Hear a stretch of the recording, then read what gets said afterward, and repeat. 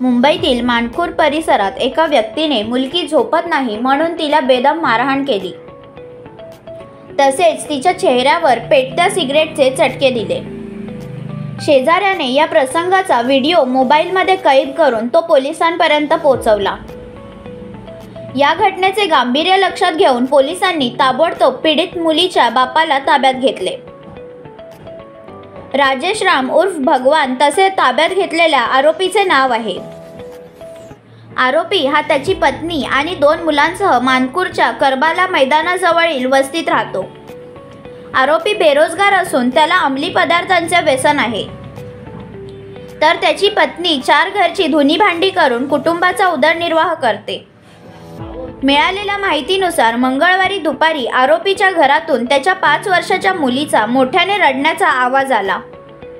त्यावेळी शेजाऱ्यांनी जाऊन पाहिले असता आरोपीने मुलीचे पाय बांधून तिला मारहाण करत होता। त्यानंतर त्याने तिचा गळा आवळला।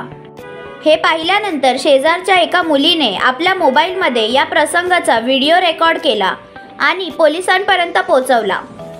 त्यानंतर मानखुर्द पोलिसांनी ताबडतोब आरोपीचे घर गाठले, परंतु त्याआधीच आरोपी पसार झाला होता।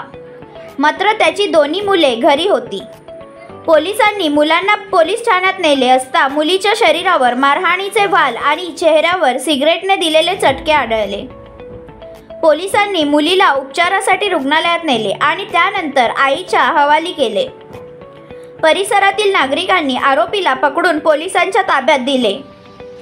या प्रकरणी पोलीस अधिक तपास करत आहेत।